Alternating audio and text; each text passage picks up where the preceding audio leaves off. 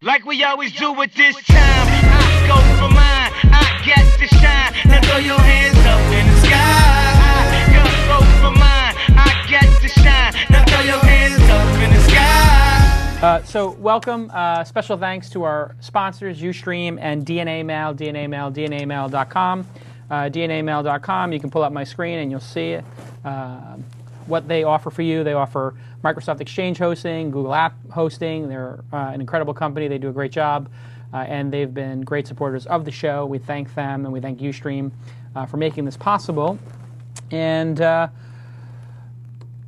we usually do shows on Fridays, but we had somebody in from out of town, Lockhart Steele from Curbed, and I wanted to have him on the show. I've been waiting to have him as a guest.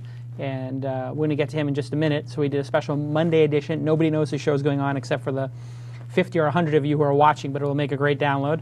And our first segment, of course, is Ask Jason. So we actually have some. And by the way, this segment has become great for me because everybody emails me. I get about, 20 to 50 emails a day of people saying, hey, I have a question for you. And now, instead of having to answer them, I say, will you ask me on the show? And so we have a question. We have Jason Roberts on the line. I'm going to put the speakerphone on here. Jason. Let's see. Jason Roberts. Are you there? Check, check, check. Hey, Tyler. Do we have Jason Roberts on the line? Oh. Jason Roberts, are you there? Oh. Hello? Hey. Hey, Jason. How are you? Good. How are you? Good. You're live on This Week in Startups.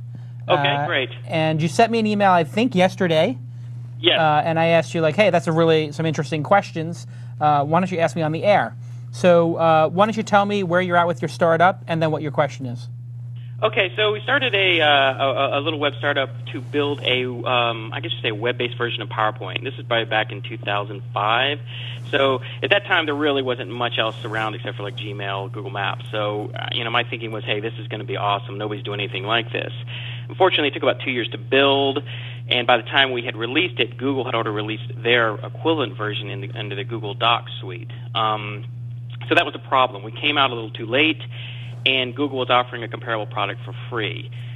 And also at that time, it took us so long that we pretty much burned through the capital. So then, what do? You're out of money, and Google has a comparable product that's free. So now it's been running for about a year. I haven't really spent a whole lot of time on it because I've had to earn income, doing consulting and other things. And it's just sort of been picking up users. There's around 23,000 users with about 35 new people sign up per day. And so the question is?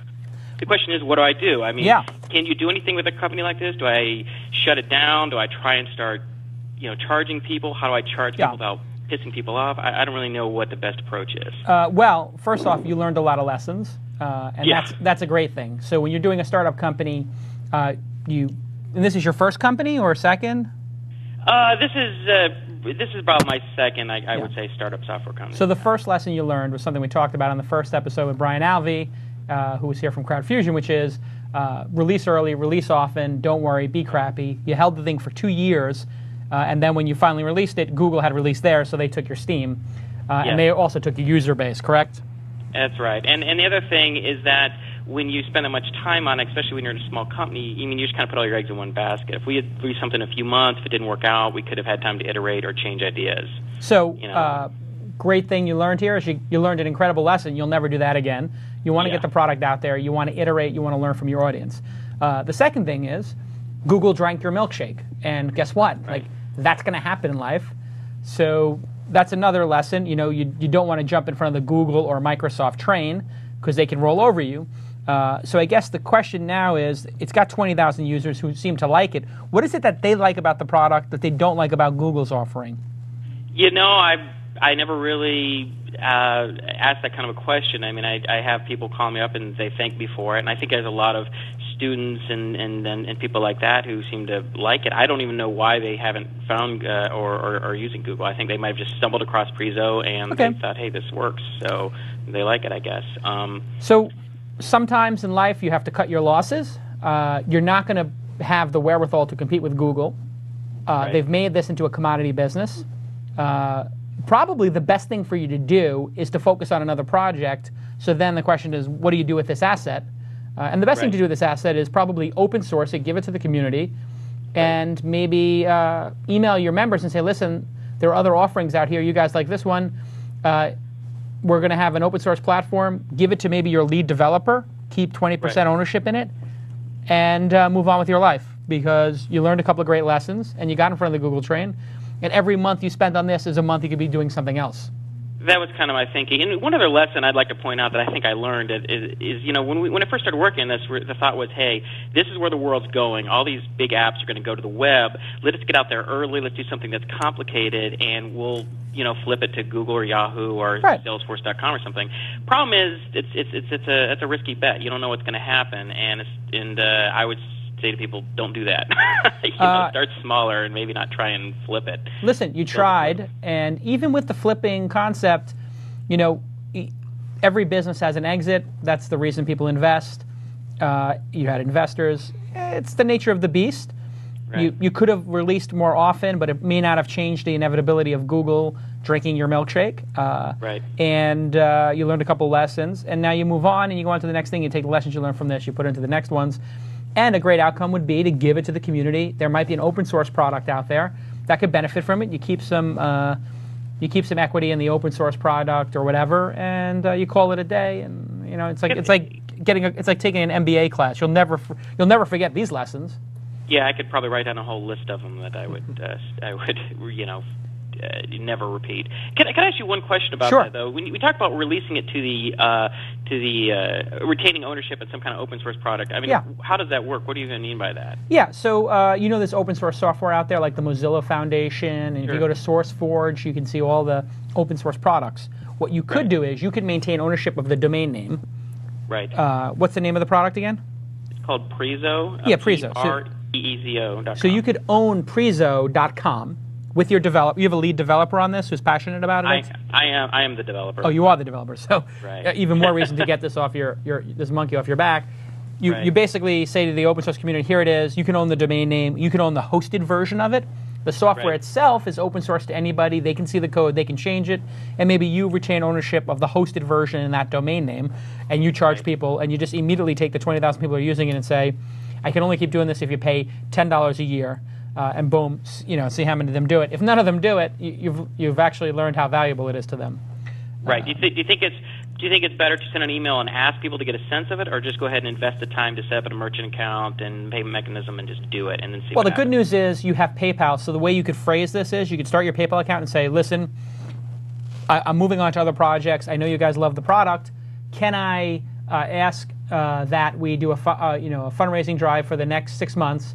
If I can get this amount of money in the fundraising drive, $10,000, we'll keep it going. If not, I'm going to probably have to shut it down. You know, don't worry, I'm not going to pull the rug out from under you guys, but I do need to pay for these things. I've got a wife, kids, whatever, a life, time, etc. And if they don't respond nicely to that, you know, you could say just, hey, I'm asking for $10 to $100 per person. Right. And, you know, I think $50 is what it's worth. So, you know, let's see if we can get 200 people to do it. If you can't get 200 people to do it and pay for your product, it's probably not the greatest offering in the world, and or you have somebody who's drunk your milkshake, which is the case in this case. Right. So. Okay, well, that sounds like great advice. It's pretty much what I was thinking that might be your answer, and I appreciate it. Here's the good news. You're working on another company, I take it, right?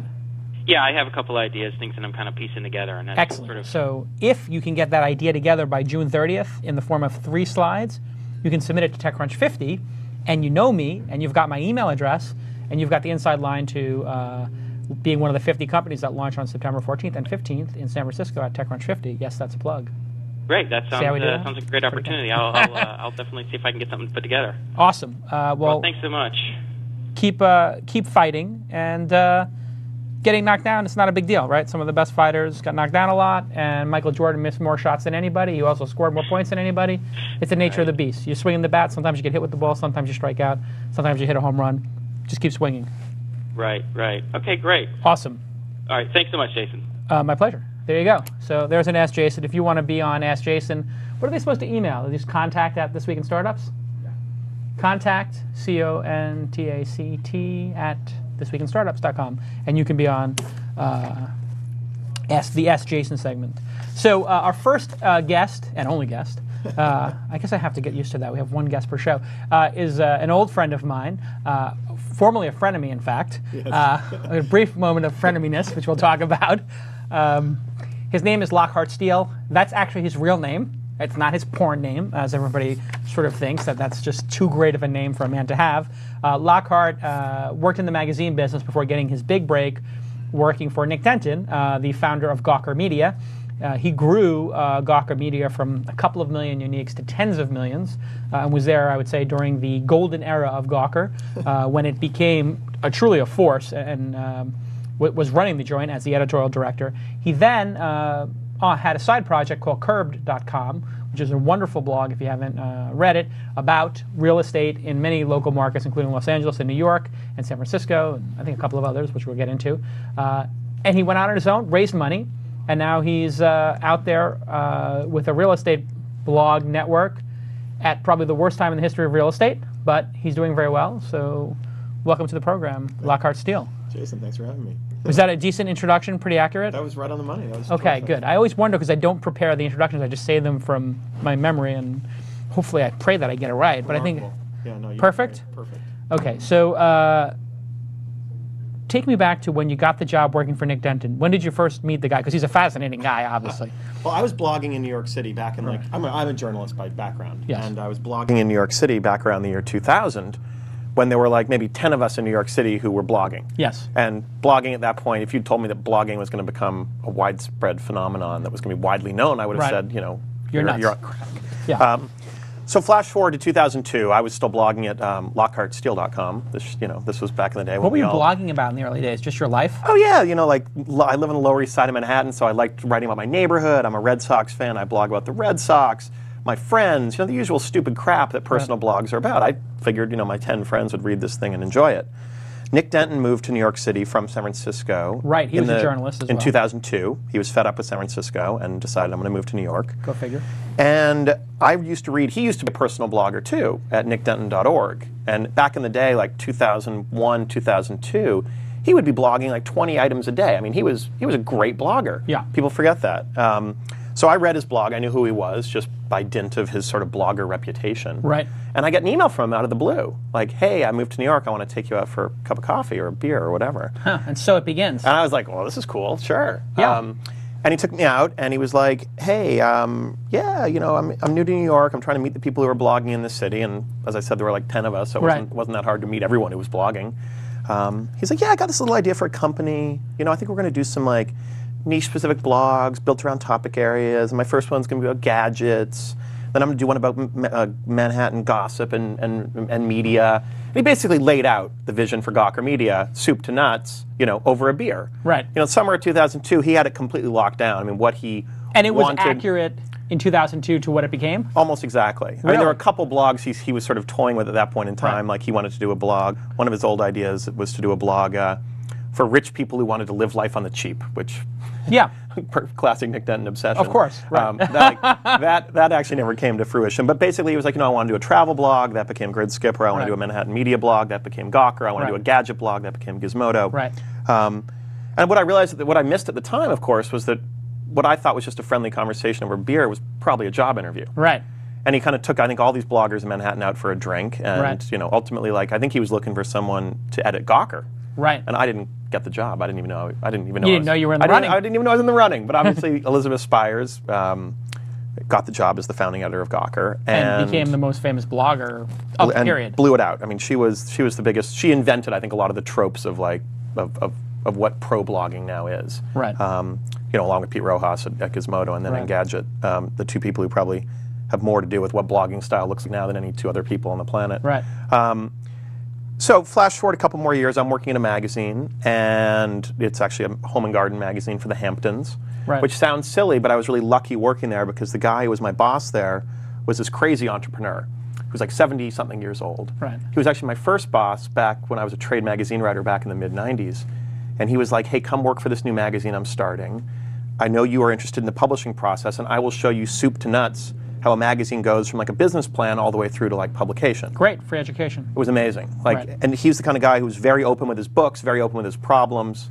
You know, also a pain in the ass. Like right. a lot of people, like all great entrepreneurs. Yeah, a lot of people couldn't work for him at all. Right. We happened to have a good rapport, and he was sort of like, you know, I got to see every step of the way. 25 years old at this time? No, I was about 30. I'm 35 now. Okay, so you're 29, 28 maybe. Right.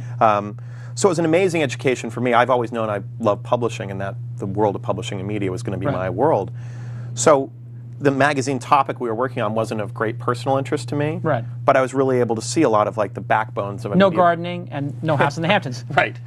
But other than that, like other than that, perfect fit. Other than that, right up my alley. Right. But it was a great gig, and I ended up as the managing editor of that magazine for a few years. And then Nick approached me again in the fall of 2004, and he said, you know, Gawker's growing. At that point, I think there were 12 writers. It was still back when it was just like one blogger per site. Right.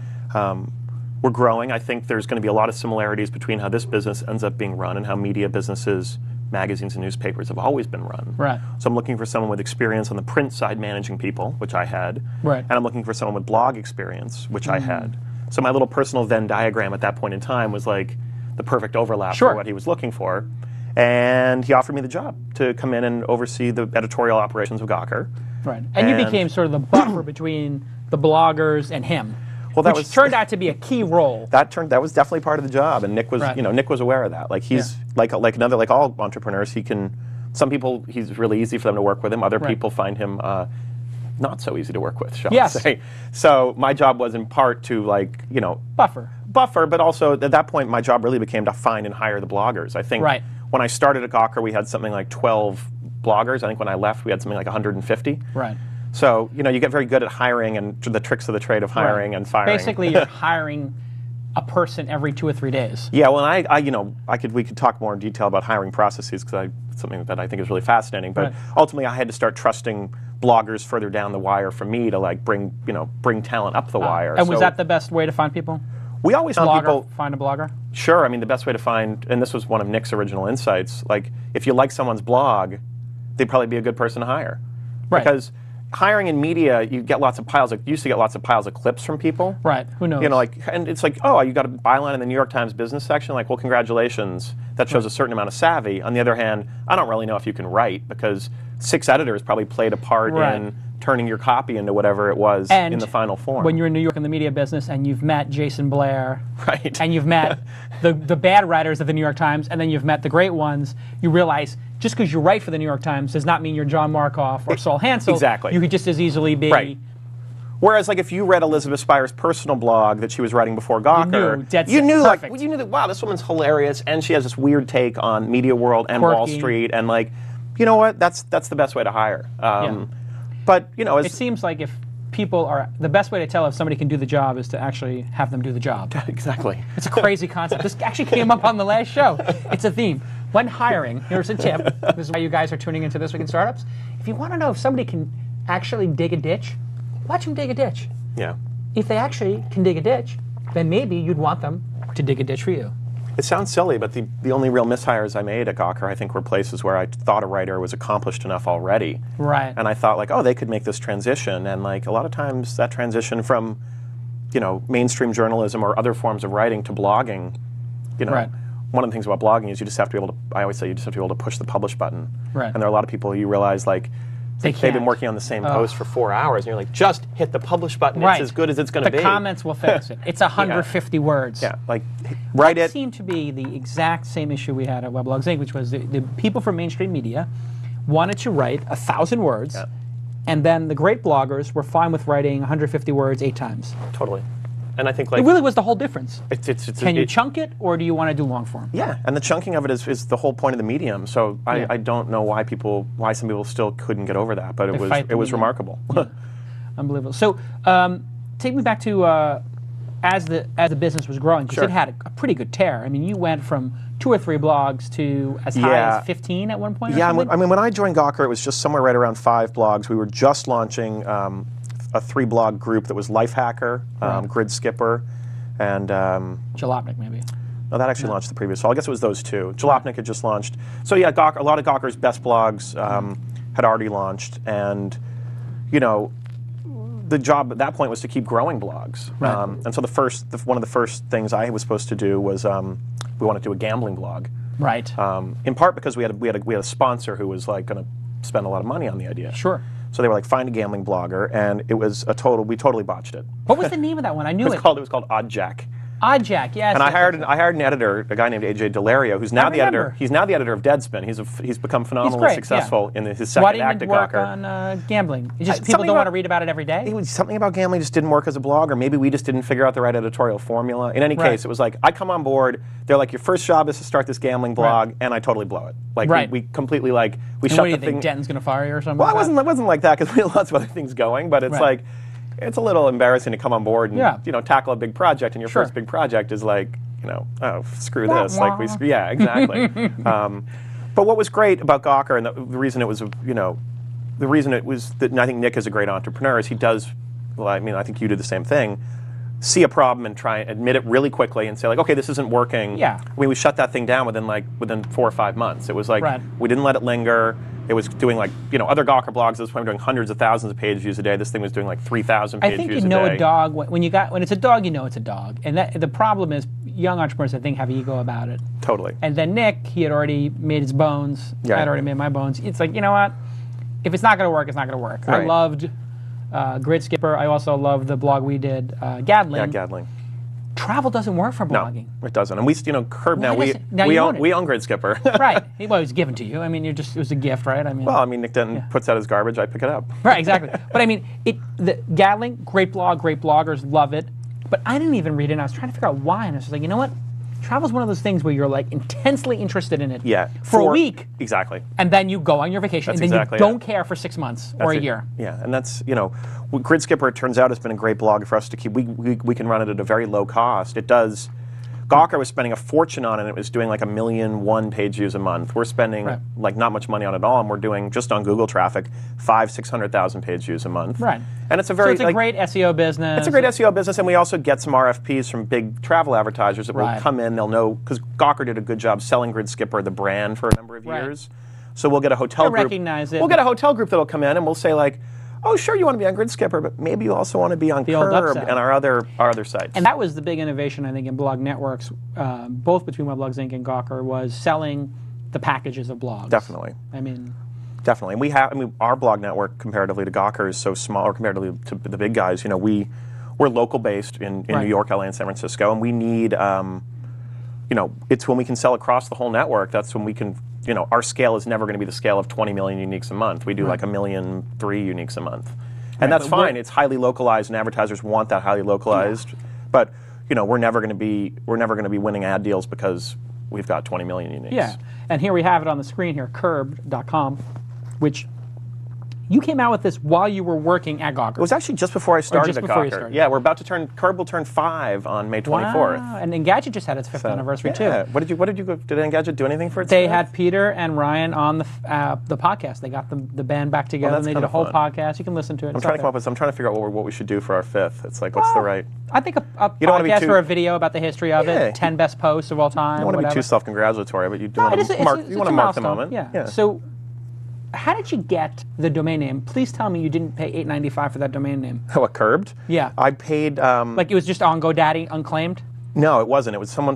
Too good of domain. I made a list of like 50 domain names, and I wanted to call the blog something totally different. And Elliot Shepard, who's now Curb's head of technology, he was a good friend of mine back then, and I sent around the list of names to 3 or 4 friends. Just said like, give me your feedback. Right. And Elliot wrote back and he said, there's only one good name on this list, and it's Curb.com. And I kind of realized he was right. Right. And so this kid down in Florida owned it. Hello. And I was like, I'm interested in buying your domain name. I'll give you $250 for it. Right.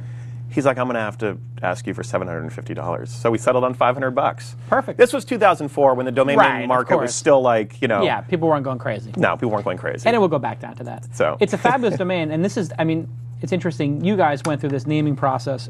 This was one of the big, I think, value-added processes at the blog networks was naming. Oh, man. Because before that, people were like, oh, yeah, I have a blog, and it's called this, and it was like, this.blogspot.com. Like the idea of actually having a domain name for a blog and then doing a logo for it was like, really? You're going to spend $500 building a logo? If you talk to any one of us who worked at Gawker during that time when Gawker was in launch mode, the naming sessions were the most feared. They were our worst times because Nick was obsessive about making sure the name was exactly right. And a good example is Deadspin, Gawker's sports blog, which was the blog that I did right after we launched Oddjack. Which is awesome. It's an amazing blog. Will Leach, used to work with you. He was the founding editor. He's a genius. AJ Delario, who's now the editor, he's a genius. Most popular sports blog on the net in terms of traffic to a single domain sports blog. As opposed to like Fan Nation, exactly. where they have like 100,000 blogs. Yeah. Exactly. Daily Coast doesn't count. Right. We had hired Will Leach as the blogger in like May, and what we did at Gawker was we test blog you behind the scenes, kind of warm you up so that when we launch the blog, there's already an archive of content there, and you kind of work out the kinks behind the curtain before you put it out in public. So Will started in May, and if you know Will Leach, this kid, like, he writes more words in a day than is humanly possible. Like, he literally he wakes up at 3 a.m. during the baseball playoffs and writes a 600-word blog for the New York Times and goes back to sleep. That's not a joke. So the kid is just, so he was, after a month, had created like 5,000 posts in a month. And he's like, I'm ready to launch. Like, and it was, the blog was great. It was ready to go. No name. Didn't have a name. So we're like, we can't launch, we don't have a name. And we kept going back to the well and kept going back to the well. And Will was the biggest trooper ever. Like, we're trying to find work for him to do. It's like, I'll go to Macworld in Boston for Gizmodo for a weekend, even though I don't know anything about Macs. He's a good soldier, I'll take pictures. The only thing he turned down when I was like, you could do a week on Fleshbot. And he's like, Gawker's porn blog. He was like, I think I'm going to pass on that opportunity. I'm maybe pass on that. But Will being the guy he was, comes to me in like mid-July, and he was like, Locke, I just want you to know, I know that the reason you guys aren't launching the blog is that you are going to fire me, and I just wish you'd have if you just want to just tell me that right now, that's totally fine. Cool, like, we can just get it over with. I was like, dude, no, really, we don't have a name. It's 2 months later, you've done 18,000 posts. So, don't have a name. Because Nick was always, and we played with different parts of a name. Nick loved to, when you can see this on all the Gawker names, or most of them, most people naming a sports blog would name it like grandslam.com, or Nick loves negativity, and to bring in a little bit of that, snarky, like dead spin. It's a made up word, but like it feels a little bit like dead ESPN, but it has some negativity to it. Because it's spin in journalism. But it's just a cool, like, all of the Gawker blogs always came at naming without, like, because everyone else at something. Because everybody else seems to come at domain names with like Country Home and Gardens, or besttips.net, blogging baby, like yes. Great. That was one of mine, blogging baby. Indeed it was. That was when I jumped the shark, officially. I became like one of the most successful blogs in terms of revenue. We had like so many insertion orders for that blog, I couldn't take it. Okay, so you started Curb when you were there. Yep. And then you're leaving, you tell Nick, hey, I got to go out on my own, this thing's blowing up. What was that process? When did you decide, okay, I've worked with two crazy entrepreneurs, now I want to be the crazy entrepreneur? And what caused you to? Well, first of all, Nick was amazing about letting me do Curbed in my spare time at Gawker. He never gave a shit, and it was basically like, as long as you're doing your job, and we worked our asses off. So Curb kind of grew organically over the next couple of years while I was at Gawker. We launched Eater.com. That was a partnership with my friend Ben Leventhal, which is Eater.com is like food and restaurant news from a neighborhood perspective. In the same 3 cities, and then we launched. Hey, wow! There you go. That was exciting. They wanted to give a little intro for Curbed. a little Eater magic there. Shout out. That's great. To Eater. And then we launched Rack.com, which is shopping and retail news, also on the local level, on the neighborhood level. So our blogs are, this is all happening while I'm at Gawker, and it's kind of growing, and this is what's going on in your neighborhood in shopping, food, and real estate. Exactly. And just keep it really focused and tight on transactions. Exactly. Like, and it's the fun gossipy stuff that's going on in those worlds, and for Eater, that's restaurants that are opening, closing, chefs moving, who's fighting with who's suing their distributor. Curbed, it's the real estate transactions, it's funny neighborhood stories, it's what's going on down your block, why is this building being torn down, and Racked is like, what the hell is that building? Why is there a ditch on that street? Like, we're gonna get to the bottom of it. Exactly, that's the kind of stuff we do. Underreported stuff. Yeah, and it's fun. Kind of stuff people really do care about, but it's too small potatoes for even the New York Times to do like a Metro brief on in most cases. Yeah, and they're also going to, like, if they do it, you get back to that whole journalist thing where they feel like they have to do this epic 1,200-word article, as opposed to, like, take a camera phone photo and be like, what is going on with this restaurant that hasn't been open for 3 days? Yeah, totally. And then somebody gives you a tip. Yeah. And they wrote the story for you. Well, that's it. And the readers are what make our sites. But we'll come back to that. So anyway, and Curb at this point, the real estate developers and real estate firms in New York City kind of discover us. And suddenly we're making like 5 figures a month in revenue. So it's like, it's turning itself into a little business kind of like under... Yeah. If you make $30,000 a month, all of a sudden you got almost a $500,000 business. That's it. And like I sort of woke up at the beginning of 2007 with that sort of becoming the reality. Like, hey, I'm working really hard at Gawker. Gawker's only getting bigger. Right. And the job at Gawker's only getting more challenging because there are more writers, there are more sites. But you're an employee, and you have a little bit of equity. Yeah, well, actually, I loved working at Gawker. Yeah. I mean, a lot of people, different people have the different issues with it, but I think it was one of the most fun jobs in the world. Yeah. We were on the front lines of like defining this whole genre. Absolutely. And no part of me was in a hurry to leave. Like, it's a dream gig. It was a dream gig for me. I loved it. And you grew from the bottom up. So yes. It's like this thing became a huge mountain, but it was a hill when you got there. Exactly. So you get a lot of personal Well, also pride. you feel like, I think at that point I felt like we were partway up the hill. You want to... Right, you're there. There's something fun about seeing a project through to its end, which if you leave, like, I think I left at a time where I was able to say, like, okay, we did grow to, a much larger level, but they've kept growing it in my absence, and it's like you look back a little wistfully and say, like, hey, it would have been fun to continue to be part of that journey. Truth be told, they may have grown in page views, but in terms of what's been accomplished, it's incremental. I mean, the major innovations and all that kind of stuff, 90% of that's done. Now they're just making it bigger and making it more profitable. That could be true. Yeah, I mean, and that's not a dig to anything. That's that's how how businesses businesses work. That's YouTube exactly right. is at scale. Yep. What is YouTube that's done that's innovating? It's incremental stuff. Wow, it's HD now. Right. Really? Okay, that's great, but it's not like the same excitement of YouTube launching. Yeah, no, that makes total sense. So I woke up in early 2007, literally on New Year's Day 2007, and I realized that Curb was growing and Gawker was growing, and I was trying to run both these things, and I was going to I hadn't yet, but I probably was going to lose my mind in 6 months or 12 months if I didn't make a proactive move to change that.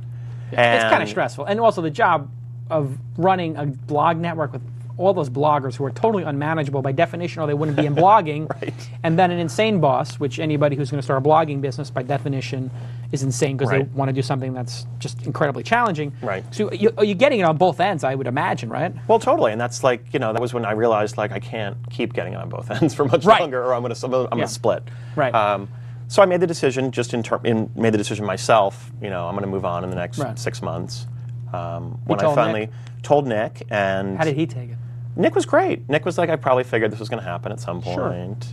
And my boy's all grown up. Nick is very clever about playing these things for PR. So he's like, let's keep it quiet. I want us to announce the story when we're going to announce it. He said, what are you going to do? I said, I'm going to do Curb professionally. Are you going to raise some money? I said, yes. He's like, we'd love to put in some money. Fantastic. So that worked. And Gawker ended up investing in the company. And so it was a skipper. So it's nice. You're still associated. It was I see those guys all the time. Like they're killing it right now, by the way. So in the down market. Yeah, killing it. So let's talk about Curb for a second. Just the site. Maybe we could pull it up here for a second. My relationship with Curbed is very interesting. I come in and out of Curbed, but I have these moments where like I feel like I have to read every single post on it, and then I sort of maybe forget, like I'm into it, but then I go crazy again. It's very detailed. We can pull it up on the screen for a second here. About like I'm looking at the LA one here, and it's just it's real estate porn. Yeah, lots of real estate porn. Lots of real estate porn. And then just covering the real estate run-up and the rundown, and then local news about stuff, construction, about the 405. I mean, it's really a fantastic blog in that way. I'm sure a lot of people who are in the chat room read it. We're very lucky. Our readers, so many of our best tips come in from readers. And the commenters on the site, Curbed LA actually has some of our craziest, most interesting commenters. They just organized, self-organized a meetup, because they all wanted to get together to talk real estate. So like when you have things like that happening, that's when you feel like, wow, the audience really gets it. Absolutely. And that's really what it's about. And then Eater, of course, tracks stuff. And it was great because I was reading Eater, and they're like, oh my God, there's this whole Brentwood. I live in Brentwood, obviously, and there's a whole like Brentwood restaurant that's opening, and like I find out about all the restaurant openings from there. You've really taken, I feel like with the product, you've cherry-picked New York Magazine for the sections that I used to want to read. I used to want to read Gail Green. I used to want to read the real estate porn, and and maybe a little shopping. It's like the 3 best things in there. And it's was New York Magazine and those kind of things an inspiration? Like, definitely. I mean, On the real estate side, I think like we did something really different because one of my goals at Curbed was, and this actually came when I was writing for that Hamptons magazine because I was writing the real estate column. You realize how much real estate coverage out there is really boring. Oh, yeah. And people are generally fascinated by real estate. Sure. And yet, like so much of the writing about it is just makes you want to cry. It's so dull. Right. So the point of Curb was like let's make it fun, let's make it accessible, and let's make it so you don't have to have a PhD in real estate economics to understand what the heck we're talking about. Right. And I think in that sense we did something pretty new. In terms of Eater and Racked, we were the first blogs in that space to really make Eater in New York was the first blog to sort of attack the restaurant world from that perspective. Right. New York Magazine now, for instance, has knocked off a very successful restaurant blog of their own. Right. And you see this, that's great. Like I'm a huge believer the more blogs that are out there in these categories, the bigger it is for all of us. Yeah. Then you have more flow But Curb stories. remains kind of its own, uniquely weird thing. How does you have advertising on it, fantastic, but you are in a unique position because it's real estate. Right. Do you have any kind of advertising program that like specifically showcases the stuff? Because sometimes when I'm scrolling through, I wonder, are some of these paid or not? And totally. Yeah, how does that work? So we'll go over to Curb New York for a sec, because we've just started up. Like I said, we're never going to have the scale where we're going to do hundreds of millions of dollars a year in display advertising. Right. So one of the things we want to do, and we heard from our brokers, go ahead and click on that green banner right up there. This is our marketplace section. Here we go. So the idea here is that we were hearing from brokers like, hey, it's easy for a developer to come in and spend. Why is that not loading? There we go. Oh, it's just Wi-Fi here probably. Why are people not? Why? Or it's easy for developers to come in and say spend $5,000 or $10,000 with us on an ad package, and that happens all the time. Sure. We are hearing from smaller guys like, hey, I want to spend $25 or $50 to promote my listing on Curbed. Right. And so we built this sort of, and yet there also are some already. For anyone out there who follows the sort of real estate space on the web closely, there are great companies like Trulia, Redfin, Zillow to a degree, Redfin. New York City has a phenomenal site called Street Easy. Each of those has done a great job aggregating real estate listings, sort of every listing. So that game had already been won. I didn't want to play. I don't want to play a game that someone else has already won. Right, it's over. So our idea here was let's not try and get every single property in. Let's pay for placement. No one's in here for free. Right. So that's a big differentiator right there. Right. So these are people who one are of the things that people can do that you're not seeing here is, go ahead and click on one. We wanted to do nice, big, giant, beautiful photos because I think that's like part of a lot of the real estate sites, particularly in Manhattan, still are, really. It looks like they took them with their camera phone, or they took good ones and then they sampled them down to the level of absurdity. That's it. And like part of what I think you want to see on the web when you're looking at listings is big, beautiful pictures. Yeah, and a floor plan, perhaps. Yeah, and so that's what we've tried to build this around. And one of the things that brokers can do for an upgraded price is they can drop a little blurb about the property right into the blog flow. And it's labeled as an ad. We call them quick listings. Perfect. But it actually it's just like a blog post, starts at the top and like works its way down the blog in the course of a day. Sure. And it gets tons of clicks because people come to Curb. Because they're in the stream too, and people are there. And the great thing is, the great thing about real estate media as contextual advertising goes is that you come to Curb to look at properties. Right. So we're not dropping an ad for like Pepsi Max in the blog flow. No, of course not. Right. We're saying like, hey, here's a cool apartment. And there's something to be said if the person's willing to pay for it. Then if they're willing to pay for it, it must be of some higher caliber than something dorky. Right? Exactly. Or they're desperate to get it off their hands. Either way, it's interesting to look at. And how much does it run somebody to drop that into the stream like that? It's $250 for a one-time insertion. Great, and I'm sure you get like a couple of those a day. We get a couple of those a week right now. I mean, it's been. Why wouldn't somebody be? I mean, if I was a broker, I'd be doing that every day. The New York City market in particular in real estate is the transition online remains a little bit fitful for some of these big firms. But for $250, like I mean, if you're selling these townhouses and stuff like that, it's like we're seeing more and more of it, and I think we're finally in a market where, and part of the reason the downturn has actually turned out to be good for us. And people always, one of the funny things about running a real estate site in this downturn is people, come up to me all the time with a look in their eyes like, oh, poor guy. It must be crushingly hard. Now they have to work harder. Well, and that's like, and now what we've seen is, counterintuitive. Our revenues have held up, as well as last year. We may end up this quarter up over last year. Right. In part because so many of these firms, I think, that spent, $75,000 on a page in the Sunday Times magazine. Right. Are now going to say, like, rather than spend $75,000 with the Times, we'd rather spend $7,500 with Curbed. How about $75,000 for the year having one thing per day? Exactly. They're going to get more sales from you than there. I mean, it's so obvious.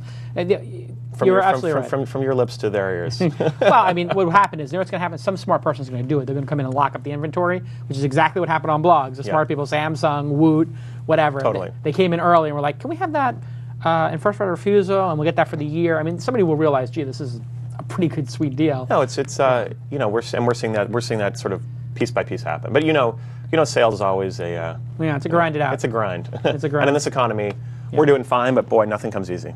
No, but I mean, the good news is you don't have 17 knuckleheads knocking off your idea. True. And trying to compete with you. No. And even the knuckleheads at New York Magazine who are finally realizing, gee, Curbed is good, and they're going to try to bite your style, they're going to not put that much effort into it. It's going to be like a bastardized side thing. Well, New York Magazine, actually, they unfortunately are very they're killing good it? at doing it. They're very Okay. good at doing it. Wow. But, you know, anyway, sorry about that, Andrew Moss. I didn't mean to diss you. Is he still in charge of that thing? Andrew Moss? Adam Moss, yeah. Adam Moss, yeah. And then Elizabeth went to work there, and then she went to do her own blog network. And I just saw Elizabeth a few weeks ago. She's getting ready to launch another. She has a another blog. She's going to be doing something in the women's blog space. It's something in the sort of. Always felt she was a tremendous talent. She is, no question. So something in the women's space. Well, something in the what Jezebel, Gawker's Jezebel blog. Right. I think she has some ideas about how that could be more relevant to women than Jezebel is. Cool. Well, she was always very talented. Elizabeth, do your own thing. Keep fighting the good fight. Tried to hire her like 20 times. Yeah, Jason famously offered her jobs like here, there, everywhere. Didn't you offer? Well, I always had a great strategy. The free laptop model. Oh, yeah, absolutely. Well, I bet you ever remember in those days, people were so broke, and nobody's making any money that you come in and be like, I'll pay you $5 a blog post and give you a laptop. That was like, first of all, it was $2 more than Nick was giving you per post. Right. And the last thing he's going to do is give you a laptop. It's true. At that time, everything's relative, you know. Amen. I offered $4 million for Dig when Dig was very tiny. That was a lot of money at that time. It's too small now. Yeah. But she was very talented. But my strategy always with you guys was, if I can't have them, at least I'll make you pay more for them. Yeah, no, we hated that strategy. I would send, what was her name, Gina from Lifehacker. Gina Trapani. I'd be like, hey, Gina, here's an offer. I know you're not going to take it, but please print this out and hand it to Nick. Well, luckily, Gina was one of the nicest, greatest people on the planet. But your strategy might have worked with other people. yeah. Well, it was always a good time. I always felt the competition made everybody better. Well, that's how I feel still. Like talking about something like New York Magazine for us, like it really keeps you on your game when you have competitors and you're Absolutely. In the blog game, we're fighting for scoops, and if somebody beats us by 3 minutes for a story, you've probably you certainly remember this in the Gadget Blog Wars. Oh my God, it's like the end of the world. It's the end of the world. We lost by 3 minutes. Like Peter Rojas would be going crazy. Right. We lost. Like, oh my God, Gizmodo got this out. But that's why Engadget was always bigger than Gizmodo. Right, I mean, I always do have that. Okay. But we had Peter, so I can't take credit for that. But it was always bigger. Gizmodo now is doing like 100 million page views a month. So I think Is it really? Yeah, Gawker's pretty happy with where it's at. I'm sure. And Brian, that was Brian Lamb, who edits Gizmodo now, he's great. He's great. fantastic. That was a big win. Big win on that one. Yeah. All right, so let's do the news. And in this segment, we're just going to read the news, and you can riff on it with me. So we got to bring in Andrew. Rich DeMuro is not here because of the short notice, but Andrew Warner is going to come in, and we're going to read the news stories. So Curbed, it's doing great. What did you raise? You raised an A round? We raised really an angel round of $1.5 million back in 2007. Which would be like a full A now. Yeah, well, exactly. Right. And the goal was not to really raise any more. Like this is a company that's never probably going to be a VC type play. No one's going to look at Curbed and think like, this is never going to be a $500 million exit. No, could get 25 or 50. Exactly. And so that's, So you work towards that goal. That's exactly right. And keep it, All right, so Andrew is here. Andrew Lockhart. Hello. Andrew. Nice to see you, sir. Good to see you. It's a pleasure to be here. Here we go. Do we have Andrew's slide and his music? Did we play it already? I may have missed it. Usually they play like a little slide. Look at this. Oh, wow. So professional. And now the news with Andrew Warner. Now, Andrew, you are a social media consultant. Is that what is your title? You're a blogger? So I don't even. I mean, I know you interviewed me at some point, but I don't even know what you do. What do you do? So somebody recently called me fun employed because I had an internet company that I sold a few years ago, and I've been living off that for the last few years. Okay. spending a lot of my time, though, interviewing entrepreneurs like you and learning from you how you built your business and hopefully passing that on to startups. Right. And that's your website, Andrew? Mixergy.com. Mixergy.com. Where you get to see people like Jason. There you go. Does he make you wear the tie? He actually did, and you know what? It got That's me always great. the idea. We do the concept is the newscaster who is sitting in for Rich DeMuro wears a tie, and they read the news legitimately. My fiance loves it. I feel underdressed. We don't need to wear a tie. We're not a newscaster. Okay, and so here we go. Read your first story. All right, first story is Facebook. They won't allow mothers to breastfeed on their website, no pictures of breastfeeding mothers, but they will allow Nazis and Holocaust-denying content on their site. Right. So it seems that the only way that a Nazi can get banned from Facebook is if she breastfeeds. How did I do with that line? You killed it. I killed it, right? Yeah. I gotta stop with the jokes. Well, and the focus on idea was to read the news, but if you want to add a zinger, that's okay. So Jason, this seems never to be, again. Okay. No, I'm just kidding. All right, go ahead. So hand it off. Here we So go. this seems to be an issue for a lot of community sites, right? Sure. You allow community content on your website, but at the same time, you want to make sure that they don't irritate your users. What do you think? How can Facebook handle this? Well, you could replace Facebook in this equation with AOL and date the story in 1998 and say chat rooms. You could say this is MySpace and forums. You could change this to Yahoo groups, to Google groups. You could say this on YouTube. I mean, this happens in every single medium. You have hate speech people, and then you have the debate of what is actually obscene. And is a boobie obscene or not? So the first mistake that Facebook made was they actually said boobies and breastfeeding are obscene, which maybe some people consider nudity obscene, but to say nudity in motherhood is obscene kind of makes you look like an idiot. No, it actually doesn't kind of make you look like an idiot. It does make you look like an idiot. So it's a horribly stupid move on their part to not understand the difference between pornography and breastfeeding. So what they should have done was, on the breastfeeding one, when you go to that group, they should have said, potentially, you may see some adult material in here or blah, blah, blah, blah, blah. Click here to continue. Then it would have been a non-issue. Everybody's happy. Hate speech, kind of a borderline problem because people have the right to be idiots. People have the right to be bigots. And, banning them, you have to get into like, okay, is this the moment where you're allowed to scientifically, deny the Holocaust. I mean, you'd be an idiot too, but who's going to stop you? Hate speech is when, is a very blurry line. So they basically got into the whole idea of censorship. They should have just said, these are official forums where you can have these behaviors, and this is Facebook, it's on our domain.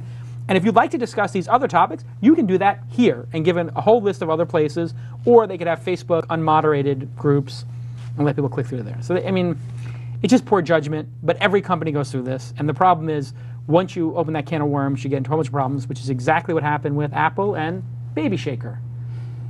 Apple should have official Apple Store apps, and then they should have the unauthorized Apple Store where you can load anything you want, porn, baby shaking, inappropriate stuff, let people go nuts, but they have to click through that big warning that says, I want to go nuts.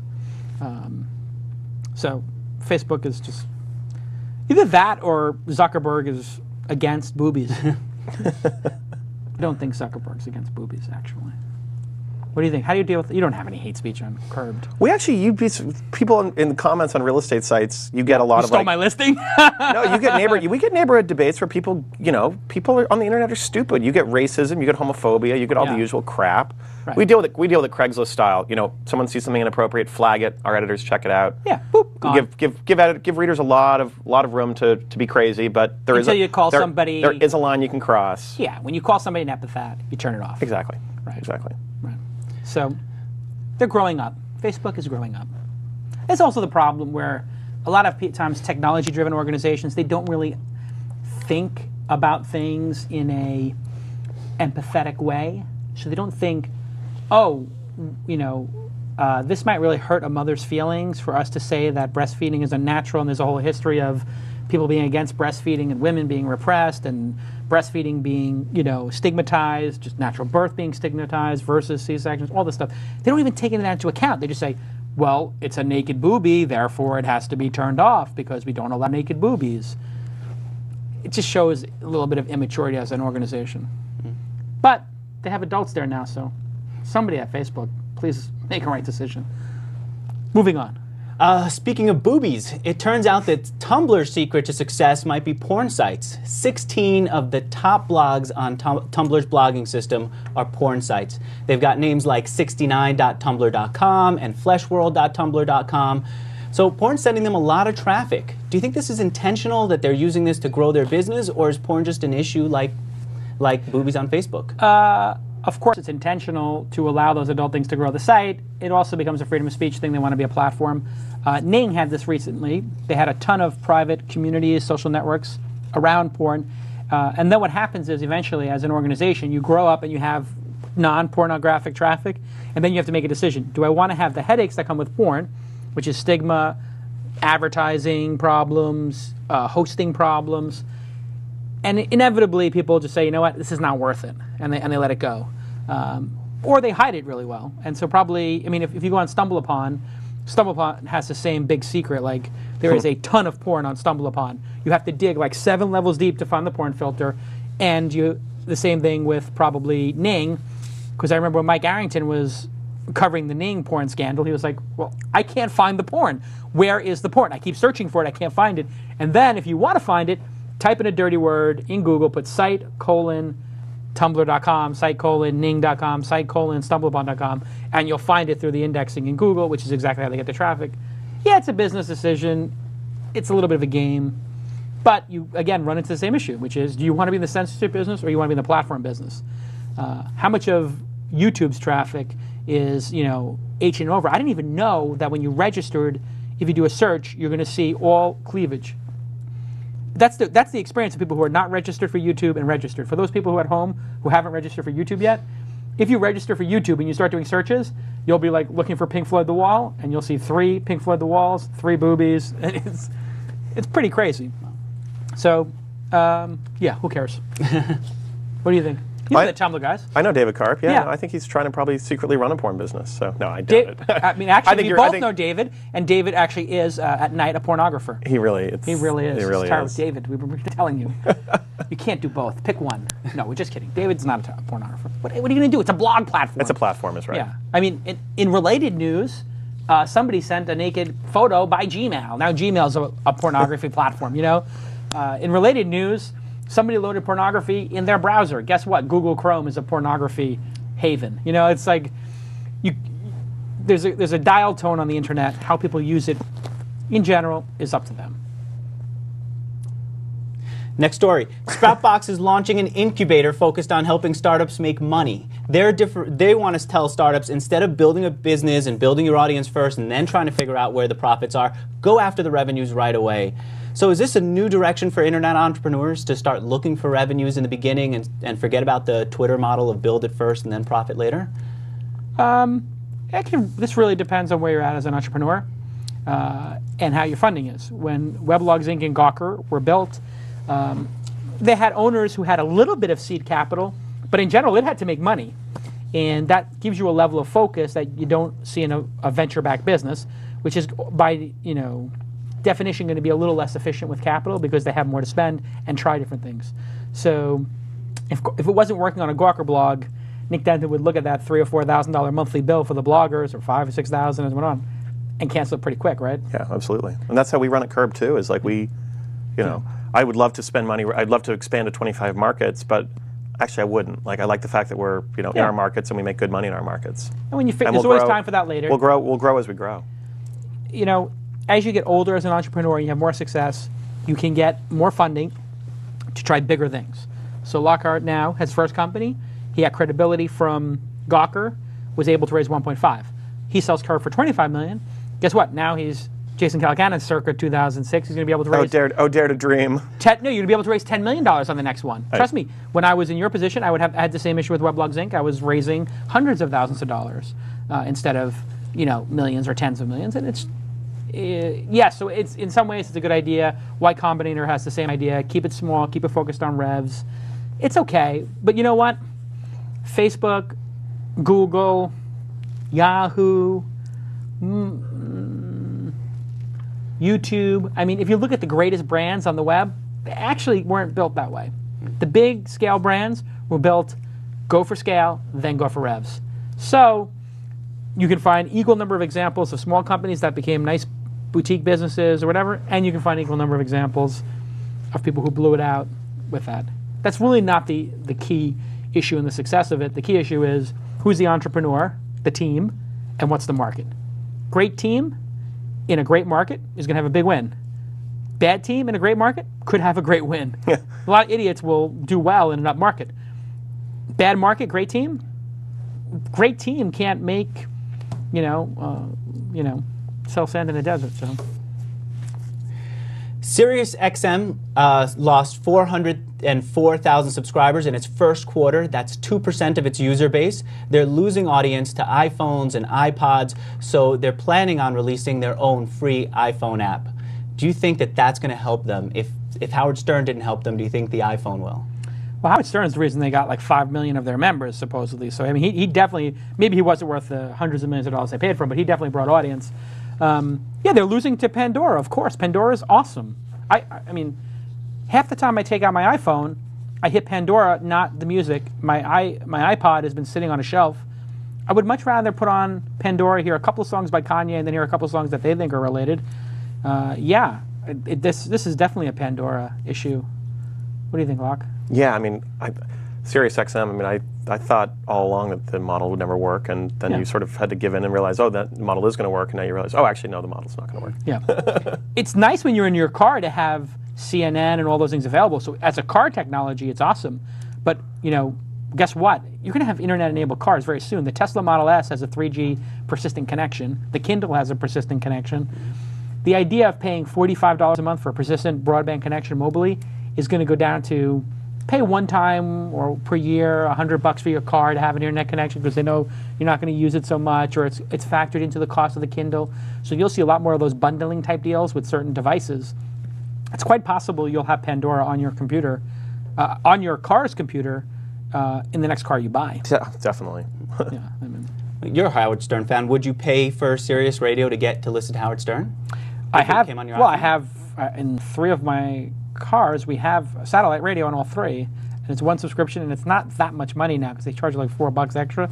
So it's totally worth it for the convenience of it. But if I had the internet on there, if I have iTunes on there and I'm downloading This American Life and Car Talk and PR podcasts, maybe I don't need it. So free wins again. Google's starting to have a monopoly issue. They have 78% of the search market, and now regulators are starting to look around to see if they have an unfair advantage. The Justice Department is looking at its book search deal with publishers. The FTC is wondering if the board of directors is a little too close with Apple's board of directors. You're competing in this space, Jason. Do you feel they have an unfair advantage? The switching cost from one search engine to another is 0. So it's kind of hard to say they have lock-in when, if Mahalo suddenly becomes better than Google searches, June 15th, M2, if it suddenly becomes better, people will switch. And so it's really up to the entrepreneurs to make a more compelling mousetrap. They took market share from Yahoo. They took market share from, and Yahoo took market share from Lycos. I mean, this is the way of the world. So they don't have an unfair monopoly right now in search. They have an earned monopoly. If you want to talk about unfair monopolies, the unfair monopoly might be in their advertising network getting too powerful. But even that, they don't have the majority of the ad, space on the internet. So I think this is a little bit misguided. If they really want to fight the real enemy, that's Apple. The fact that Apple doesn't let you use an MP3 player of your choice with iTunes, that is seriously anti-competitive. The fact that I can't load any application I want on my iPhone, seriously anti-competitive. The fact that Apple has dodged this bullet is a miracle. I don't know what pixie dust Apple is spreading around Washington, D.C., but if somebody from Washington, D.C. is watching, really? I mean, really? You can only get your AT&T on your iPhone? You realize in Europe they're not allowed to bundle services like that? I mean, they really have to crack Apple's monopoly. I think Apple gets away with a lot because they're so loved. Bill Gates, he's not as loved. Microsoft, not. I mean, it sounds crazy, but Apple people love the products. I mean, look at all these Apple fanboys who scream and shout about DRM and this, and they're also open culture and open source. All these open source knuckleheads, no offense to the open source knuckleheads watching, they're all Apple fanboys and girls. But Google used to have this kind of love. We all loved Google. We talked about them. But now it seems like there's a shift.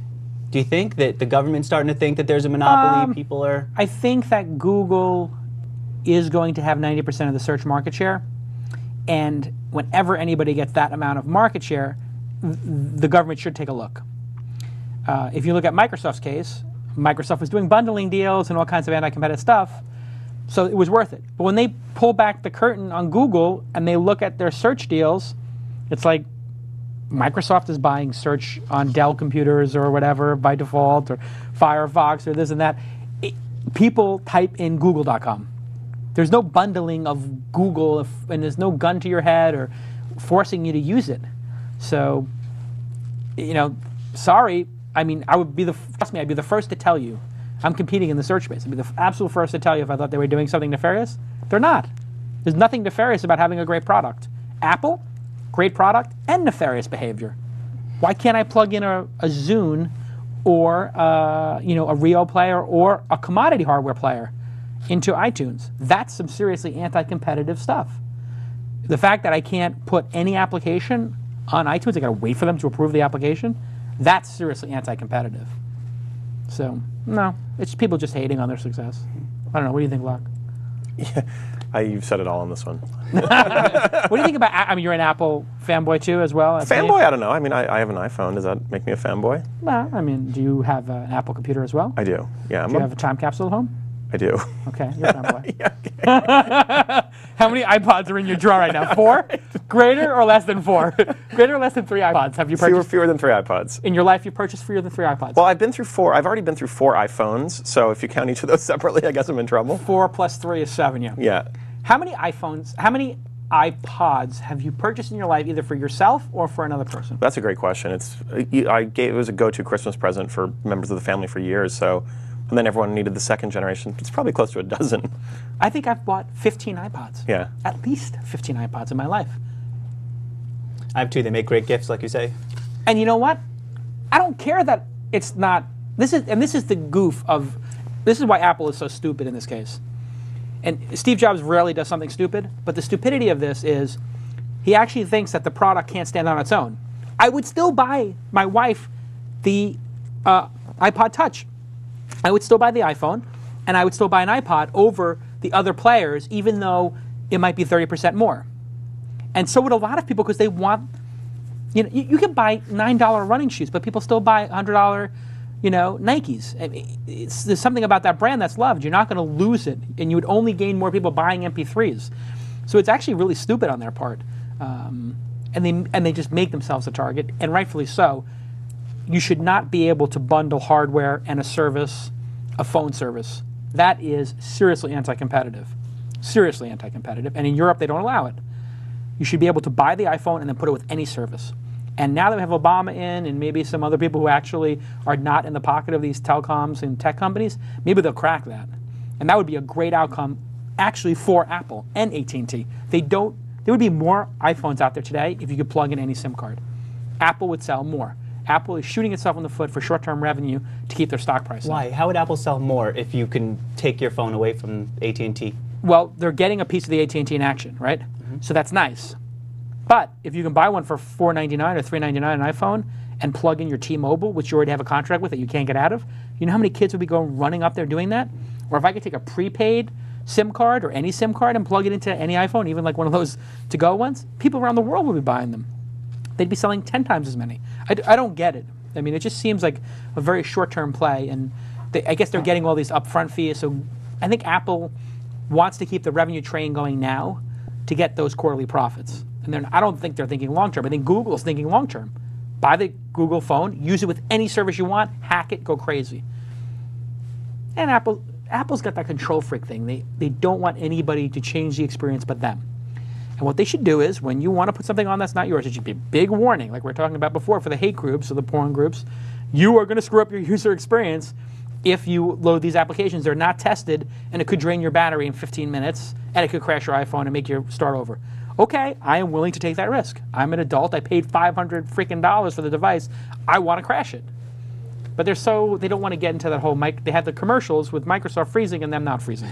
The second they let it be a free-for-all, now their phone's going to start crashing, and Bill Gates can say, oh, look, an Apple crashes. Whatever, you get the idea. I get the idea. All right, Twitter is getting deeper and deeper into the search business, it seems like. They announced recently that they're going to start crawling all those links in their search results. As it is, before I walked in here, I did a search on Twitter to see what people were saying about the show and not on Google. So more search business going over to Twitter. Are they starting to become a threat to Google? No. No. You can get sentiment from Twitter search, but it's not going to solve your problems in most cases. So you can get the sentiment of the Knicks game or the Lakers game last night or what happened on Lost, but in 140 characters you really can't do too much. The indexing of the URLs, quite interesting. You know, now I search for, you know, you do your ego search for Lockhart, you know, and okay, I see all the tweets about me, but somebody twittered something that has my name in it. Oh, now it's become like Technorati, because you basically have you're indexing everything that's been on Dig or Technorati or blogs or whatever. It gets a little more interesting. Again, I think it's like 5% of search or 10% of search, which is a lot. It's a multi-billion-dollar business. So search is going to be their business. TweetSense is what I'm calling it. You're going to I like that. TweetSense.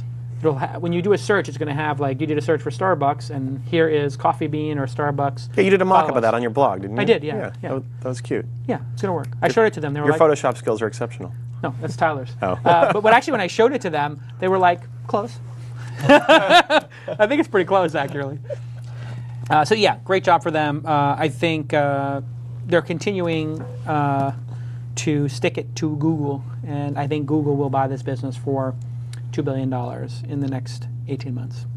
You mentioned TweetSense. What if instead of PageRank, which is Google's system for figuring out how valuable a page is, what if they create something called PeopleRank, where they have people People have been tweeting? talking about PeopleRank for years and years. It's interesting, but it's super gameable. So then, you know, basically I get 100 people together to tweet this, and then all of a sudden we're the #1 for mortgage rank. I mean, then they could do how many followers you have. They can do all kinds of things. Social search is a really interesting concept. I've worked on it a little bit. Delicious worked on it. StumbleUpon's working on it. It's interesting. I mean, if you do ask yourself if you do a Dig or StumbleUpon or Delicious search for Paris hotels, if you get something interesting. You might find a nugget or two here that are interesting, but it's not generally going to be as good as a Google search. You might get interesting pieces like, oh, I didn't know that Grid Skipper did a review of cheap Paris hotels that didn't rank in Google for some reason, but it did come up in Delicious that 1,700 people bookmarked it because it was funny. Okay, interesting, but it's complementary, not replacing. I see. Social is probably 20% of the search problem. Experts are another 30%, and then algorithms the other 50%. That's my worldview. I don't know. I'm slightly biased. I've got another story here about Facebook. The Facebook platform developers looks like they could see $500 million in revenue this year. That's about as much as Facebook itself is expected to get in revenue. Yep. And it turns out a lot of their money is coming from virtual goods, these Facebook developers. Sure, of course. Things like iGun for Mob Wars. Zynga is selling a lot of poker chips. Is this a fad, or is virtual goods a good revenue source? Cyworld in Korea, all the social networks over in China and Japan, they're making a fortune. Virtual goods are real. It's hard for us as Americans to get our heads around it. It's hard for people over 30 to get their heads around it because the idea of buying something virtual seems like a waste of money because physical money is usually traded for a physical object. But no, it's not crazy. I just wanted to take a point here. If you have questions for Lockhart or comments, put them on Twitter, #TWiST. I see Rifey agrees about the iTunes and iPhone being anti-competitive. Will W. Net is saying we have some interesting arguments against the Google antitrust claim. Blah, blah, blah. Oh, turns out Earl Wallace says that you can pick up broadband broadcast on the BlackBerry with Pandora. I didn't know that. I'll put Pandora on my BlackBerry. And other comments. So #TWiST if you have a question. Okay. What are your any thoughts on that? Twitter search? Or Facebook? Which one? Which one of these fantastic social networks were we talking about again? Absolutely. Facebook and virtual currencies and all that kind of stuff. Yeah, Nonsense or real? I think it's very real. I mean, I'd like to be able to start selling virtual real estate on Curb. So, absolutely. Has either of you bought virtual goods online? I see you tweeting about everything you do online, and you try every service, but I haven't yet seen you buy a virtual good online. I have not.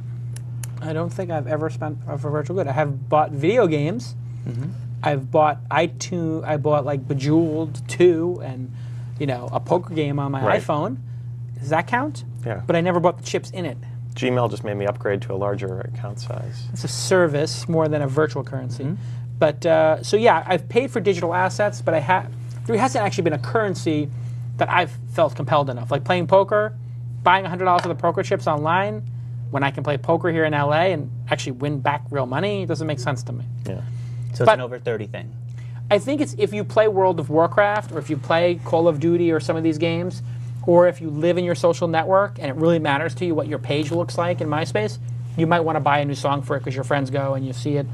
But for the rest of us, we don't care that much about giving virtual flowers or how our Facebook page is because we got kids or families or work to do. When you're younger, you have more free time. This makes more sense. All right. Business Week is reporting that the jobless rate has climbed to 8.9% and might climb to 11%. How is this going to affect entrepreneurship? Well, there's a lot more talent out there for a much lower price, and their expectations are lower. Just like in 2003, 2004, when Lockhart went to his whatever Hampton's gardening magazine, his expectations were probably modest. He was more interested in learning than probably cash compensation. When he went to work for Nick, he was more interested in learning than cash compensation. Then at the peak, 2007, 2008, when he was hiring bloggers, a lot of those guys were like, I want to make max money. That's right. Give me a max contract. Damn right. It changed, in blogging from 2004 to 2008. Guess what? Now it's all reset again. People don't have jobs. Their conception of what's important in life changes, which is good for the entrepreneur. He could hire literally bloggers for $5 a blog post on Curb right now and have a line out the door. He's probably paying them 10 or 12 right now. And previously, 5 years ago, people would do it for free. Well, the other thing you see finally is some of the great mainstream journalists of this generation who we've wanted to get online blogging. Yeah. Were so against it, and for basically no good reason, just like, oh, blogging is beneath me, and you finally are seeing that sliding a little John bit. Markoff and Saul Hansel and the New York Times guys are like bits, and Wall Street Journal has theirs. Who's your favorite mainstream journalist who's become a blogger? Oh, well, I just love I'm reading someone like Andrew Sullivan's my favorite blogger in the entire world, but I guess he's almost like the pioneer of the whole thing. So, someone who's made the leap recently, like Gawker's made some good hires in its space. Like someone like a John Cook was like a great reporter who we wanted to get blogging at Gawker like years and years ago, and he went to Radar magazine. Still like a lot of people were still in love with like the idea of like the print publication, and I get it. You're a print guy too. There's something wonderful about. I loved print. There's something wonderful about having the print publication at the end of the day. But now these people, I think, realize that hey, I can actually online. The freedom that these people have to write for these sites is amazing, and you can't discount that. and the ability to have an opinion. Well, that's it, and you're and be honest. I don't understand why people. I don't understand why people fought it so much. And sometimes when when there have been a few people who've quit Gawker and other blog companies where they sort of leave with saying the company was a salt mine and working here was hell, and it's Will Leach, the Deadspin guy, and I we used to joke like until you've toiled for years at a trade magazine, like you have no idea what hell is, and you were being paid to write about celebrity gossip and other things that delight you, and now you're going on your own terms, with your own voice, like. As a writer can go, that's a pretty good gig. And I think like that's being acknowledged more now, which is good. I can remember many times at Adventure Reporter or Silicon Reporter being like, I'm sorry, whose opinion is this? Okay, hold on. Take that right out. Okay, no opinions, please. Right. Stick to the facts. Right. I've got 3 pros here. I need 2 cons. I only have 1 con. I need a second con. Take it back, kid. This is how people would think at trade pubs. Right. It's like, and here's your story for the day. By saying, here's our advertiser. That's how a lot of these trade pubs worked. Like, here, write a story about these guys. Oh, this isn't good enough. Make it nicer. Yeah, totally. Yeah. So anyway, it's going to be great. The great companies are built in the down market. Less competition, more talent available. What's your view of sales hiring right now, Jason? I think that there's a lot of sales talent out there, but they have to calibrate to lower expectations. They probably still have this like 2007, 2008 high base salary.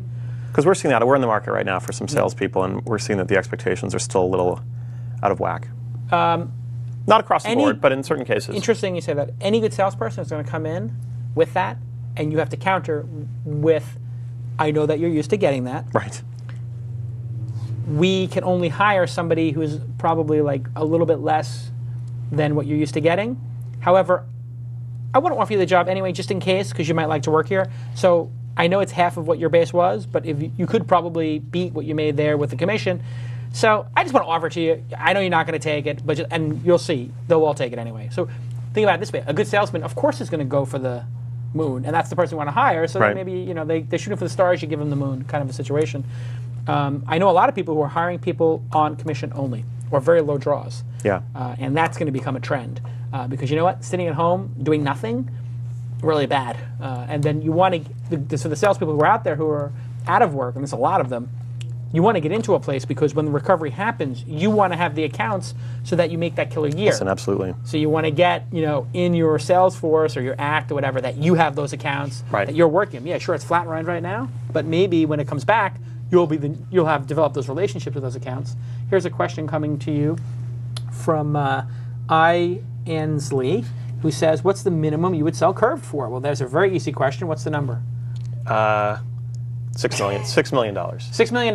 There you go. Put it on eBay. Make me an offer. Make him an offer. I have a feeling 6 wouldn't do it. What do you think of this Follow Friday trend? Seems to be impersonal and spammy lately. Follow Friday on Twitter? Yeah. Yeah, I like the people who do Follow Fridays when they recommend one person and tell you why they're recommending them. That's a better trend. Can we do that from now on? Because I get so many ego alerts on Fridays, from Thursday into Friday, of like, follow, Robert Scoble, Jason Calacanis, Mike Arrington. It's like the same people. I like pick one. Jenny 8 Lee, or maybe who is it? One of the Times reporters who I follow does a good job of every Friday picking one interesting person and explaining to you, like, hey, if you're interested in this area, follow this person. Here's a great one from M. Crothium, who says, how does Lockhart feel about the rumor he's trying to buy 4chan? How's the 4chan acquisition going? Well, it's funny. I met Moot at a party in New York. He's responding to something I put on my Twitter. Right. And it was the highlight. Time 100 party? No, it was Dig had a little get together in New York City a couple weeks ago, and so I meet Moot, and he's like, oh, I read Curbed all the time, and Racked, and I was like, this is the highlight of my life on the internet. I may as well now quit, and it's all over, because the fact that Moot reads my website's like. For those of you who don't know, 4chan is a website which developed a lot of memes. Memes are trends. It's a fancy way of saying like a buzzy trend. Marshall McLuhan, look it up, blah, blah, blah. And on 4chan, I think they came out with. Like they created lolcats. Rick Rolling was created there. A lot of those trends are there. It's also absurdly obscene if you go to the B forum. Which it's also absurdly impenetrable to outsiders. It's not. Yeah, no. If you go, basically expect to see the worst of the internet, and not even to understand what you're seeing. And don't. It's just it's like a message board from 1997 that nobody shut down and nobody's moderating. Right. But now the founder of it, Mood, is one of the Time Magazine's most 100 important people. To the Time 100 editor who put him on the list, no offense, did you actually go to the website? Because I don't think you can link to 4chan from Time. See, I give Time some credit for, I think, like playing in the deep end of the pool on that one. I mean, they're in the deep end of the pool. Somebody's going to get fired when somebody links to that and takes a screenshot. They also said, like, when the 4chan crowd like manipulated all the online polling, they basically said, like, okay, you win, which I kind of like don't think is the worst response to that. No, that is totally the great response. It's the right response. Was like, trying you did it. Crash Twitter when they were doing the race between Ashton Kutcher. They were trying to get that guy from the was torturing people in his basement to win. They've done like all kinds of crazy insanity on that website. So I guess but I think it's also known for child porn. So maybe not so much. Well, that's a fair point. I hate to bring it up, Time, but you're linking to a place that hosts child porn in your Time 100. Maybe a little lack of judgment, although I do give those guys credit for that whole anonymous Scientology thing, which just as pure performance art. It's pretty funny, right? Like, that's them, right? Yeah. Or it's hosted there or something. I think that's right. I mean, it's pretty brilliant. I'm not saying anything negative about Scientology. I'm not saying anything negative about Scientology either. Although Gawker actually... Gawker went full at it. Yeah, I mean, that was... And Scientology came to you guys and tried to get you to take stuff down. I'll be honest and say this was after my time at Gawker, so I can only speak from from the gossip I pick up at Manhattan. But Nick loves that stuff. Well, Nick is he loves a takedown notice. One of the things Nick is greatest about is not being afraid to go after people who are in power, who a lot of other people would seriously just be afraid to go after. He goes right at them. Right. So kind of likes it. He kind of loves it. What is that about his personality? Since we're he's from Britain, and I think he's from a tabloid culture that, frankly, like, is much more aggressive and goes at stories much harder. Right. And I think in his mind actually does a much better job ultimately reporting the news than I think Nick looks at American media and sees a bunch of sissies who kept all their best stuff out of print. Right. Nick's whole idea behind Gawker in the first place was all the best stories that newspaper reporters know about. Yeah. They're talking about it over beers with each other at the end of the day, but oh my God, we could never put that in the paper. We couldn't trust anyone with that information. Right. And the whole idea of Gawker and of course the internet in general is, hey, let's just, put it out there. Well, let's put it out there. And I think Nick just had contempt for the American media's inability to put it out there. Right. But what is it about him on his personality basis where he can be so brutal to people, savage them on the blog, or the blog savages them, and then when you meet him, he's so nice to you.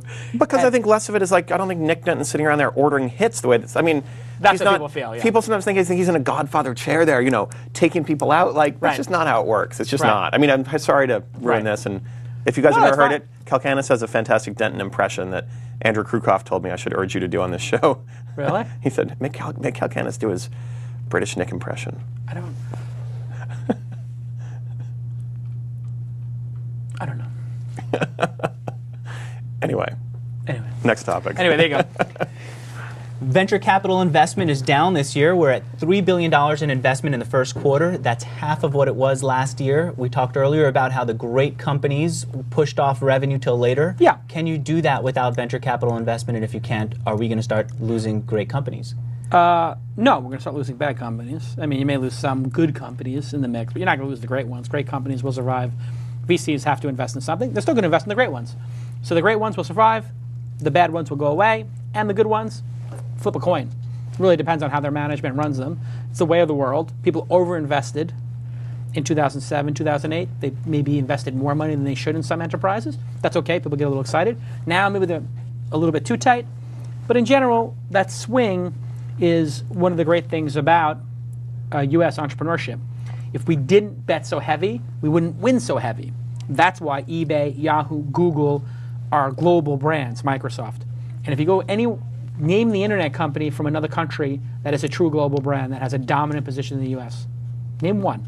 There is one. It's very hard to guess, but it's now owned by a U.S. company. But Skype.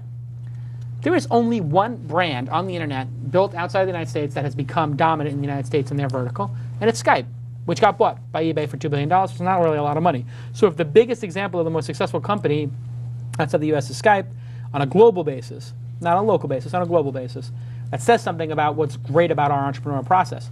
It's wild. You bet big, you win big. That's how you win at the World Series of Poker.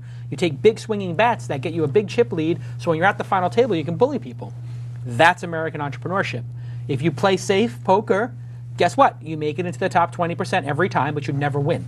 You playing the main event this year? I'm going to play this year, I think. Nice. I don't think I have much of a choice at this point. I have to feed the addiction. Thank you to our sponsors, Ustream. Thank you to Lockhart Steele. Thank you to DNA Mail. Everybody should on Twitter thank DNAmail.com and thank Ustream for being the sponsor of the show. They make it possible for us to put this together. I don't think we're going to have a show on Friday, but we have a show the following Friday. Do we know who the guest is? Is it Mark Pincus the week after? Or Tony from Zappos? Or the guys from Gamefly? Not confirmed yet. Not confirmed yet. Possibly Mark Pincus from Zanga will be on a week from Friday, hopefully. That would be a good get. He'd be great. He's making a lot of money. I don't want to talk about it, but people say he's making $100 million right now. That's not true, but he probably is making $3 or $4 million a month, which is like $30 million a year. It's a pretty big deal. Pretty big deal for a brand new company. Jason, could you talk about what DNA Mail is? I keep hearing you talk about it. Am I putting you on the spot here to ask you more about it? Well, no, you're not putting me on the spot. Okay. DNA Mail is hosted exchange and Google App solution. So when you start a company, you can some IT guy is like, oh, I got to set up a server and we got to spend all this money and da-da-da-da. When you're running a startup company, you really don't want to get into that nonsense of IT. Put every dollar you can into the product. IT is a drain, just like you outsource your accounting, your legal. You don't hire a staff accountant, staff legal, staff HR person. You outsource all that. I'm sure you outsource all that at... Outsource. Exactly, and just focus on your core competency. It's the same thing. You don't need to host your own mail server. You don't need to deal with that, starting new accounts, getting extra hard disk space, etc. You outsource it to DNA Mail, and Ustream is the other sponsor. Very cool. We have one sponsorship slot open. If you want it, email contact@thisweekinstartups. And we'll read your live commercial 2 or 3 times during the show, which is a pretty good deal considering there's dozens if not hundreds of people watching the show. I'm still holding out for I'm joking. Audible. Nobody can understand why Audible is not sponsoring the show. Audible, you got the #1 fan right here. I know, it's crazy. I know Audible because of you. All right, there we go. right, no great Audible. show, everybody. Thank you to everybody there. And anything we should know about with Curbed coming up? Any plugs or anything we should look out for? What are the cities now? We're in New York, we're in Los Angeles, and we're in San Francisco. We're going to be doing a Hampton site this summer. That'll be kind of fun for those people in New York who enjoy that. That market that's going to be a fun real estate market to write about because it's been going on there? absolutely gutted. Oh, prices Really? are down 50%, 60%. Nice. Mansions that were going for $20 million are going for $8 million. It's I amazing. rented my mom a house for 2 weeks in Montauk. It's beautiful out there. That's her 60th birthday Beautiful out present. there. So I will be there for a week this summer in July. So if you're in Montauk, hit up JCal and maybe we'll go grab a... What do you do? I don't even know. I've never summered out there. You go to the beach. What do you do anywhere where there's a beach nearby? Why is it such a big deal, Hamptons? It's just a pretty area near New York. That's the only reason it's a big deal. And you go drive out there 3 or 4 hours to get out It's there? like 2 hours if you time it right. Really? Yeah, 2.5. I have to take them It's home. pretty out there. It's natural beauty. No, it is remarkable. incredible. And Montauk's like the furthest out, so Montauk it's is the as most far as it beautiful. goes, exactly. Well, it's the most rugged. Most rugged. Yeah. Well, I'll be taking the Mahalo helicopter out there if anybody needs a ride from Manhattan. I need a ride. Thank you for another great show. Earl Wallace, Tim, Nicolo, thanks DNA Mal. Wow, it's amazing. This is how to run a new podcast. You just tell the audience to thank the sponsors, and then the sponsors get their alert, their ego alert goes ding, ding, ding, ding, ding, and it just all these people in real time thanking everybody. Keep rotating the news anchor spot. That's a good idea. Thanks, Ustream. Thank you for another great show. You're welcome. Awesome. Okay, so we'll see you all in a week. Thank you, Andrew, for sitting in for the news. You did a great job. Thank you. Everybody, rate the show from 1 to 10 on Twitter. Give it a score between 1 and 10. Show me. I'm at Lock. At Lock. Include at Lock. LOCK, so I can see it. So everybody rate the show on a scale of 1 to 10. I do this every show, and we get 20 people rate the show. It's pretty funny. Rate the show. Tell us what you liked about it, 1 to 10. And also, if you have ideas for guests, contact at This Week in Startups, and we take requests. But don't send us somebody who... let me say it this way. I'll say it a gentle way. If you have somebody who's not a seasoned entrepreneur that tens of thousands of people who download the episodes would want to hear from, that's a good person for Ask Jason. So put them on the Ask Jason segment, have them call in and ask a question. That's for the two-person shop that maybe hasn't done anything yet, or they've just sort of scratching the surface. We try to the prime interview slot is for somebody who's doing a blown-out thing and has a more established business. Okay, so we'll see you all next time. Oh, here we go. 7.5, 9, 12 plus. Hey, right on. There you go. And we'll see you all next time on This Week in Startups. Bye-bye. Like we always do at this time, I go for mine.